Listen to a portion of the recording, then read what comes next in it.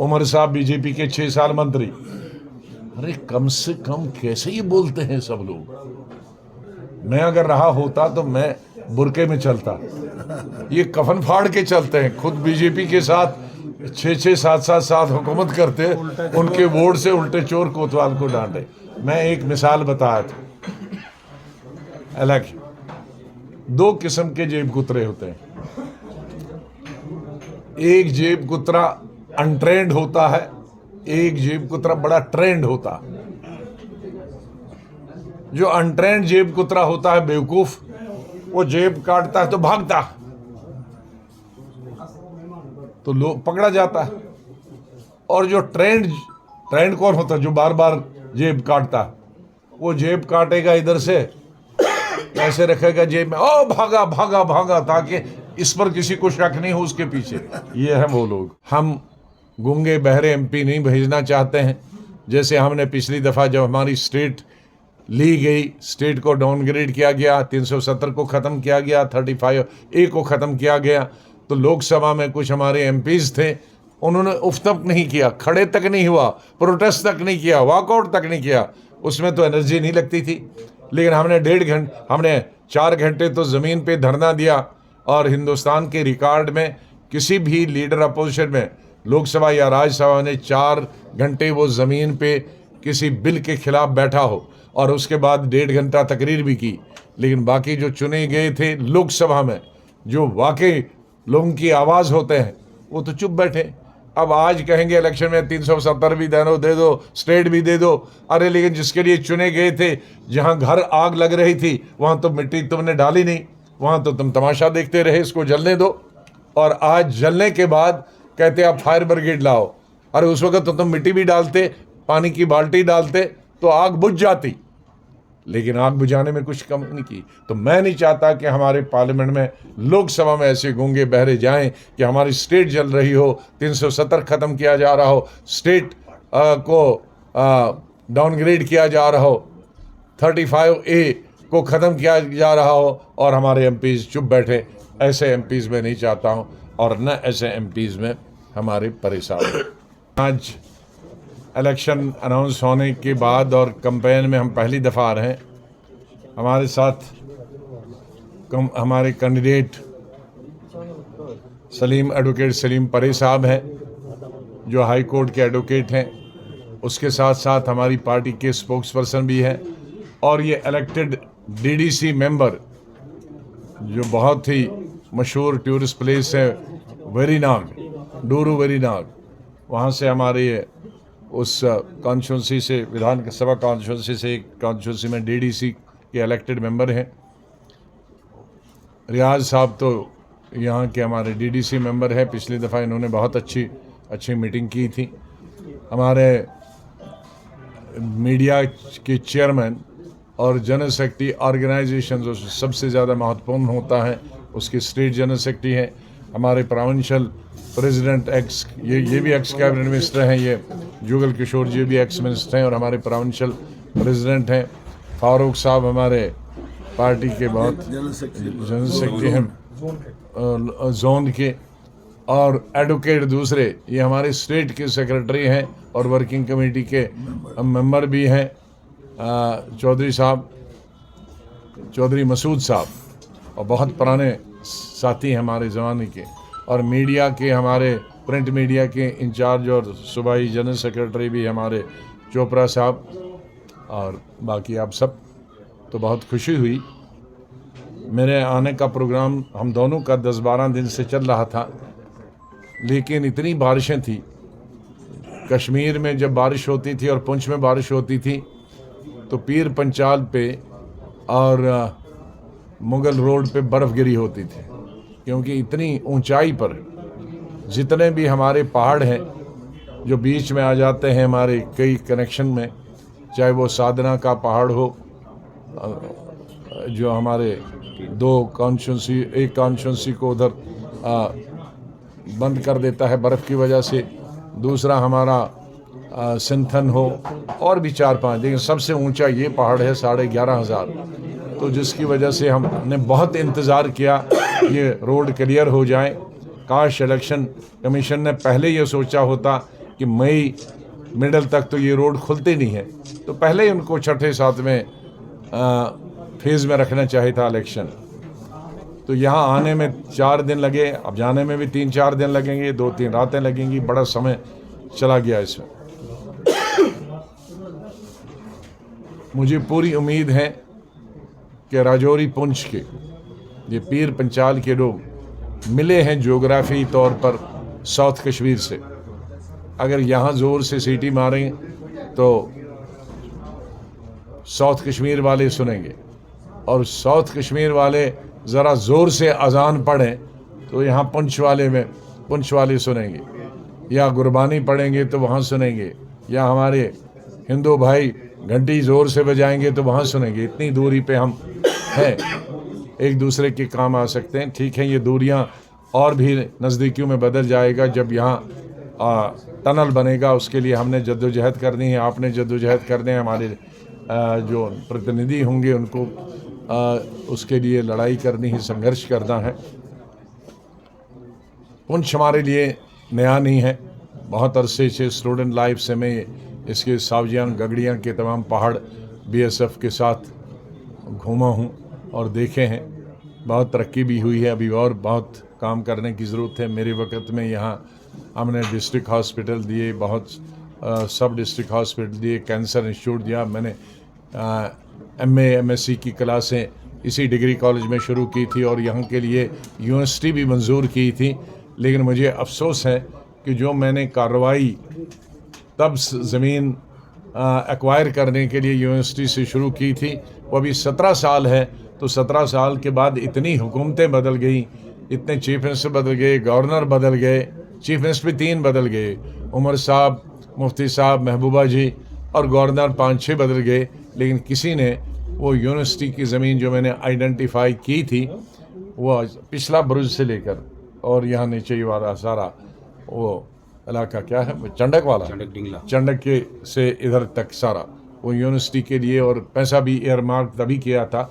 आज तक वो बिल्डिंग नहीं बनी। शुक्र करो कि मुझे मालूम था कि मेरे बाद इसका यही हाल होगा, तो मैंने एमए और एमएससी की जो क्लासेस थी खुद आया था और खुद उसका उद्घाटन किया था, और डिग्री कॉलेज में ही उसकी वो एमए की क्लासेस शुरू हो गई। वो सुविधा तो हो गई।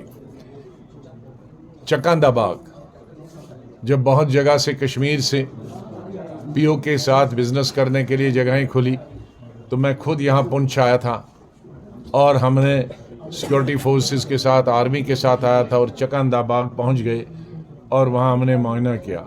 और एक रिकॉर्ड पीरियड में मैंने बहुत सारी चीज़ें ट्रिपल शिफ्ट में की हैं, डबल शिफ्ट, ट्रिपल शिफ्ट। उसमें आपके भी यहाँ ट्रिपल शिफ्ट में चकंदा बाग का जो जगह बनी है पीओके के लिए, बिज़नेस के लिए, इधर का बिज़नेस वहाँ का यहाँ, बहुत फ़ायदा होता उसका वहाँ, और पर्यटन में भी फ़ायदा होता, क्योंकि उनके हमने इसलिए मैंने डबल रोड की थी हमारी ज़ियारत के लिए रजौरी और शारदा शरीफ के लिए, ताकि वहाँ पीओके से लोग आएँ और वहाँ यहाँ पहले रुकें। यहाँ नगाली साहब भी जाएं, हमारे सिख भाई भी वहाँ बहुत रहते हैं, वो नगाली साहब जाएं। मुसलमान भाई शहर में भी अपने पुराने भूले बिसरे हिंदू भाई, मुसलमान भाई मिले, और मुसलमान भाई शराज शरीफ नहीं, यहाँ शारदा शरीफ जाएं वहाँ ज़ियारत के लिए। तो एक पर्यटन को भी और व्यापार को भी बहुत फ़रोग मिलेगा। लेकिन दुर्भाग्य से वो सब बंद हो गया। ये तमाम चीज़ें हम लोगों ने अपने कार्यकाल में की हैं।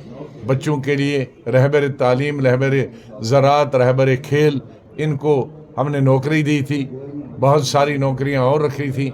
उससे पहले हमारी कुर्सी खींच ली गई हमारे पार्टनर्स, हमारे साथियों ने, चाहे वो हेल्थ में यहाँ बाद में मेरे चिप साहब हों या पीडब्ल्यूडी के मिनिस्टर हमारे जुगल किशोर जी हों, इन्होंने भी जहाँ जहाँ हेल्थ में और सड़कों का जाल बिछाया।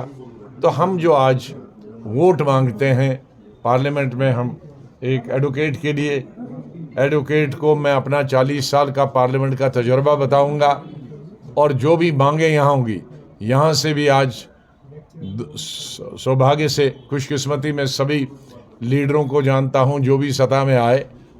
मंत्रियों को जानता हूँ हर पार्टी के, उनको उनके पास भेजेंगे तो आपकी आवाज़ बन के ये वहाँ जाएंगे, गूंजेंगे जिस तरह हम गूंजते थे। हम गूंगे बहरे एमपी नहीं भेजना चाहते हैं। जैसे हमने पिछली दफ़ा जब हमारी स्टेट ली गई, स्टेट को डाउनग्रेड किया गया, 370 को ख़त्म किया गया, 35A को ख़त्म किया गया, तो लोकसभा में कुछ हमारे एमपीज़ थे, उन्होंने उफ तक नहीं किया, खड़े तक नहीं हुआ, प्रोटेस्ट तक नहीं किया, वॉकआउट तक नहीं किया। उसमें तो एनर्जी नहीं लगती थी। लेकिन हमने 4 घंटे तो ज़मीन पे धरना दिया, और हिंदुस्तान के रिकॉर्ड में किसी भी लीडर अपोजिशन में लोकसभा या राज्यसभा ने 4 घंटे वो ज़मीन पे किसी बिल के खिलाफ बैठा हो, और उसके बाद 1.5 घंटा तकरीर भी की। लेकिन बाकी जो चुने गए थे लोकसभा में, जो वाकई लोगों की आवाज़ होते हैं, वो तो चुप बैठे। अब आज कहेंगे इलेक्शन में 370 भी दे दो, स्टेट भी दे दो। अरे लेकिन जिसके लिए चुने गए थे, जहां घर आग लग रही थी, वहां तो मिट्टी तुमने डाली नहीं, वहां तो तुम तमाशा देखते रहे, इसको जलने दो। और आज जलने के बाद कहते आप फायर ब्रिगेड लाओ। अरे उस वक्त तो तुम मिट्टी भी डालते, पानी की बाल्टी डालते तो आग बुझ जाती, लेकिन आग बुझाने में कुछ कम नहीं की। तो मैं नहीं चाहता कि हमारे पार्लियामेंट में, लोकसभा में ऐसे गूंगे बहरे जाएं कि हमारी स्टेट जल रही हो, 370 ख़त्म किया जा रहा हो, स्टेट को डाउनग्रेड किया जा रहा हो, 35A को ख़त्म किया जा रहा हो, और हमारे एमपीज़ चुप बैठे। ऐसे एमपीज़ में नहीं चाहता हूँ, और न ऐसे एमपीज़ में हमारे परेशान।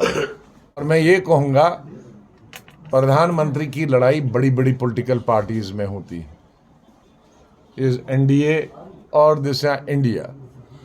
अब उसमें एक को भी अगर 2 की ज़रूरत पड़ेगी तो मैं ऐसी सरकार बनने में कभी जाऊंगा ही नहीं, क्योंकि वो खुद कब के गिर जाएगी, एक्सीडेंट उसका 4 महीने में हो जाएगा। कोई भी जिसको जीतना हो जाएगा, उसको 150 से ज़्यादा ही MP से जीतना चाहिए, वरना वो सरकार किसी काम के नहीं है। पंजाब की जनता को क्या मैसेज देना चाहेंगे?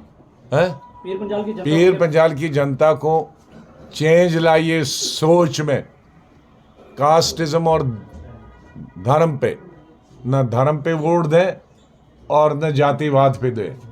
पार्लियामेंट में न मंदिर बनाना है, न मस्जिद बनाना है, न गुरुद्वारा बनाना है। पार्लियामेंट में अपने स्टेट के लोगों की रिप्रेजेंटेशन करनी है, वो हिंदू हो, मुसलमान हो, सिख हो, पहाड़ी हो, गुज्जर हो, बकरवाल हो, कश्मीरी हो, स्टेट की नुमाइंदगी करनी होती है। ये ज़िला परिषद नहीं है, BDC नहीं है, DDC नहीं। मैं 40 साल रहा, मेरी तकरीरें सुनी होंगी। क्या मैंने किसी एक समुदाय की बात की? मैंने पूरी स्टेट की और पूरी कंट्री की बात की, और पूरी स्टेट में सब लोग आते हैं, पूरी कंट्री में सब लोग आते हैं। ये जब छोटे में जा रहे हैं तो ये जहर है। ये लोग बोलते हैं कि एक फ़िरके को दे दो, 2 फ़िरके में दे दो। इस हद को कहाँ तक ले जाएंगे? अब पार्लियामेंट के इलेक्शन भी फ़िरकों पर हो जाए, पहाड़ी के पर हो जाए, नॉन पहाड़ी पर हो जाए, कश्मीरी पर हो जाए, गुज्जर पर हो जाए, हिंदू पर हो जाए, सिख पर हो जाए, तो फिर ऊपर वाला अल्लाह ही रखा है इस देश का। इसलिए डेवलपमेंट, सबके से डेवलपमेंट मेरा सबसे बड़ा मुद्दा है। अनएम्प्लॉयमेंट, जो लाखों बच्चे बच्चियां हिंदू, मुसलमान, सिख, कश्मीरी, पहाड़ी, गुज्जर, बकरवाल सब बड़ी बड़ी डिग्रियां लेकर हैं, लेकिन कोई नौकरी नहीं, उनके लिए हल निकालना। हमारे मज़दूर, लाखों मज़दूर हैं जो आज 6 महीने के लिए बाहर जाते थे। मैंने डबल शिफ्ट, ट्रिपल शिफ्ट की थी एज चीफ मिनिस्टर। बाहर के मज़दूर मेरी स्टेट में आते थे, डबल शिफ्ट में, ट्रिपल शिफ्ट में, क्योंकि मेरे पास एक ही शिफ्ट के लिए अपनी स्टेट के मज़दूर। तो मेरा दौर आएगा फिर ट्रिपल शिफ्ट। यहाँ के लोगों को तो 100% रोज़ी मिलेगी, बाहर के लोग भी जिनको रोज़ी नहीं मिलती वही हैं। ये मेरा एजेंडा है। बहुत बहुत शुक्रिया। जम्मू कश्मीर जैसे हमारा हिंदुस्तान में हर मज़हब के लोग प्यार मोहब्बत से रहते हैं। हमारे जम्मू कश्मीर में भी हिंदू, मुस्लिम, सिख, इत्तेहाद की अगर बात करेंगे, एक लीडर ऐसा है जो एक मंबा है इसका, वो जनाब गुलाम नबी आज़ाद साहब हैं। चाहे वो पार्लियामेंट में जब रहे या जब जम्मू कश्मीर में बहसीत वज़ीर आला रहे, हर तबके के लिए, हर मज़हब के लिए काम किया। जो कल हम राजौरी आज पुंछ में लोगों का प्यार देखते हैं, चाहे वो हमारा हिंदू भाई हो, हमारा मुसलमान भाई हो, हमारा सिख भाई हो, हमारा गुज्जर भाई हो, हमारा पहाड़ी भाई हो या कश्मीरी भाई हो। ये दर्शाता है कि जनाब गुलाम नबी आज़ाद साहब यहाँ के लोगों के दिलों में हैं। मैं आपके ज़रिए आपके तमाम हमारे जितने भी लोग हैं उनसे ये दरख्वास्त करना चाहता हूँ कि आज हम मज़हब के नाम पे, ज़ात के नाम पे, पात के नाम पे वोट ना दें। हम जितनी भी हमारी पॉलिटिकल पार्टीज़ हैं, हम उनकी अचीवमेंट्स जो उन्होंने अचीव किया है जब वो पावर में थे उस पे वोट दें। हम इमोशंस पे, जज्बात पे वोट ना दें। हम अपने लोगों की नुमाइंदगी जो पार्लियामेंट में करनी है उस कैंडिडेट का पास्ट भी देखें, उस पार्टी का पास्ट भी देखें। हम कह सकते हैं कि जम्मू कश्मीर में अगर किसी ने नुमाइंदगी जम्मू कश्मीर के लोगों की वो हमारा लीडर जनाब गुलाम नबी आज़ाद साहब है। और हम अपने लोगों से तवक्को करेंगे कि वो हमें एक मौका देंगे और हम कोशिश करेंगे कि जो तवक्कात हमारी पार्टी, हमारे लीडर जनाब गुलाम नबी आज़ाद साहब और हमारे लोगों की तवक्कात जो हमारी पार्टी और हमारी लीडर के साथ हैं, हम उन पे खरा उतरेंगे, उनकी आवाज़ बनेंगे, यहाँ के बेरोज़गार लड़कों की आवाज़ बनेंगे, यहाँ के मुसलमान, सिख, हिंदू, कश्मीरी, गुजर भाई, पहाड़ी भाई, तमाम लोगों की आवाज़ हिंदुस्तान के ऐवान में बनेंगे और कोशिश करेंगे कि उनकी उम्मीदों पे हम खरा उतरेंगे। आपका कोई भी सवाल हो आप पूछ सकते हैं। हमारा चुनाव निशान बाल्टी है। हमें और हमारी पार्टी हमारे लीडर को मजबूत करने के लिए बाल्टी याद रखें और बाल्टी के चुनाव पे वोट भी डालें। Thank you very much.